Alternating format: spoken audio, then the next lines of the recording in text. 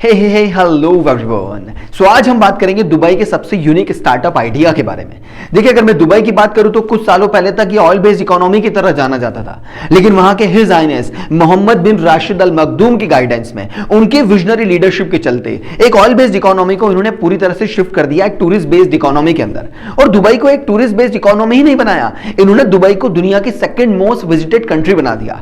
और दुबई को दुनिया की सेकंड मोस्ट विजिटेड कंट्री होना भी चाहिए, क्योंकि दुनिया की सारी फेमस, बड़ी और एक्सपेंसिव चीजें मिलेंगी दुबई में। फॉर एग्जांपल, दुनिया की सबसे बड़ी बिल्डिंग दुबई के अंदर, दुनिया का सबसे बड़ा मॉल दुबई के अंदर, दुनिया का सबसे बड़ा रेस्टोरेंट दुबई के अंदर, दुनिया का सबसे बड़ा शोरूम दुबई के अंदर, दुनिया का सबसे बड़ा गार्डन दुबई के अंदर, best police in the world Dubai के अंदर, दुनिया की सबसे महंगी एक्सपेंसिव होटल बुर्ज अल अरब, जो कि पूरी दुनिया में सिर्फ एक ही 7 स्टार होटल है, वो भी कहां है? दुबई के अंदर। तो दुबई के अंदर जब इतनी सारी, इतनी लग्जूरियस और एक्सपेंसिव चीजें मिलती हैं, तो जाहिर सी बात है कि वहां ग्लोबल कंपनीज और एमएनसीज के ऑफिस भी काफी अच्छे होते हैं। और इन्हीं ऑफिस के अंदर जो इंप्लॉयज काम करते हैं, यानी कि उन ऑफिस में काम करने वाले जो वर्कर्स हैं, जो ह्यूमन रिसोर्स है, उनको बेस्ट ऑफ ट्रीटमेंट मिलना दुबई के लिए बड़ा लाजमी सी बात है। तो जो भी एमएनसी और ग्लोबल कंपनी दुबई के अंदर अपना ऑफिस सेटअप लगाती है, उनकी सबसे बड़ी प्रायोरिटी होती है कि वहां के इंप्लॉयज को, वहां के वर्कर्स को और ह्यूमन रिसोर्स को काफी अच्छे से ट्रीट किया जाए, उनकी बेसिक नेसेसिटी का ध्यान रखा जाए। और जब बात बेसिक नेसेसिटी की होती है, तो सबसे पहले ध्यान आती है फूड हैबिट्स,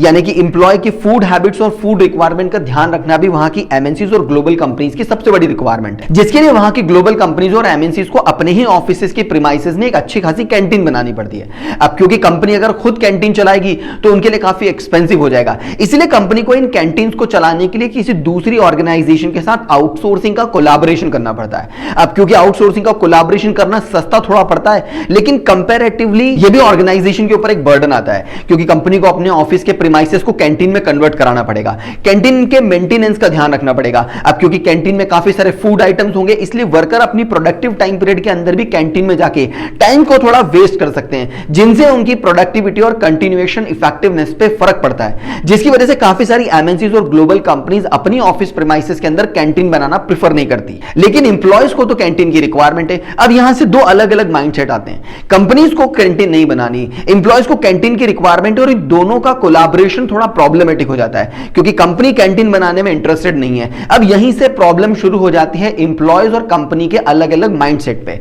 अब इसी प्रॉब्लम का सबसे बढ़िया सॉल्यूशन दुबई के एक स्टार्टअप ने निकाला, जिसका नाम था मंच ऑन।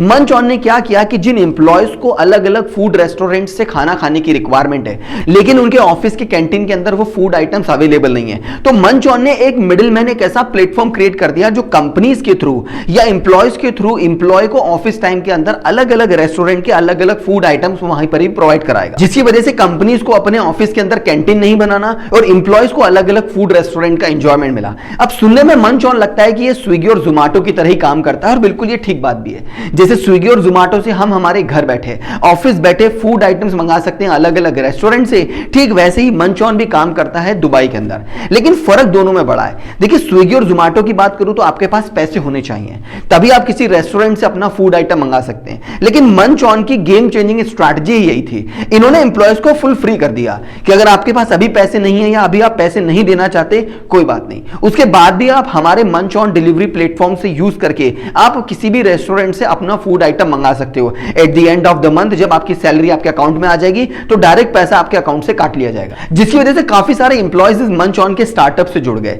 देखते ही देखते मंच ऑन स्टार्टअप काफी हिट हो गया, दुबई के अंदर काफी हिट हो गया, मिडिल ईस्टर्न कंट्रीज में भी हिट हो गया, एशियन कंट्रीज को अब इन्होंने अपना टारगेट बनाना शुरू कर दिया। और सबसे इंपॉर्टेंट चीज देखो, ये फ्री डिलीवरी देते हैं, मतलब ये डिलीवरी का कोई चार्ज नहीं लेते। जहां पर नॉर्मल डिलीवरी प्लेटफॉर्म है, जैसे कि अगर मैं स्विगी की बात करूं, जोमेटो की बात करूं तो ये 30 मिनट्स लेते हैं, पिज़्ज़ा हट की बात करूं तो 30 मिनट्स लेते हैं, अगर मैं मंच ऑन की बात करूं तो इनका डिलीवरी टाइम 15 मिनट है, और उसके बाद भी आपसे पैसे नहीं लेते, मतलब फ्री डिलीवरी है। तो एक तो फ्री डिलीवरी है, आप फ्री में इनसे ऑर्डर कर सकते हैं, बाद में पैसा चुका सकते हैं। इसके अलावा अपने कस्टमर को ये मेंबरशिप बनाने की फैसिलिटी भी देते हैं, ताकि जब कभी ऑफर कूपन निकाले तो इंप्लॉय को ज्यादा बेनिफिट हो, जिसकी वजह से मंच ऑन दुबई के अंदर काफी फेमस हो चुका है। मंच ऑन की सक्सेस का आइडिया इस बात से लगा सकते हैं कि सिर्फ दुबई के अंदर 100 से ज्यादा रेस्टोरेंट्स के मेन्यूज इनके पास अवेलेबल है। और दुबई अगर दुनिया की सेकंड मोस्ट विजिटेड कंट्री है, तो इंडिया भी कोई कम नहीं है। इंडिया भी दुनिया की सेकंड मोस्ट पॉपुलेटेड कंट्री है। जरा सोच के देखिए, अगर मंच ऑन जैसा स्टार्टअप जो इंप्लॉयज को ऑफिस में बैठे हुए बिना पैसे के रेस्टोरेंट से खाना मंगाने की फैसिलिटी देता है, अगर ये स्टार्टअप दुनिया की सेकंड मोस्ट पॉपुलेटेड कंट्री यानी कि इंडिया के अंदर आ जाए, तो इंडिया के अंदर क्या गेम चेंजिंग स्ट्रैटेजी हो सकती है। स्विगी और जोमेटो के लिए लिए किस तरह से कंपटीशन बढ़ सकता है, अपनी राय कमेंट बॉक्स में जरूर बताएगा।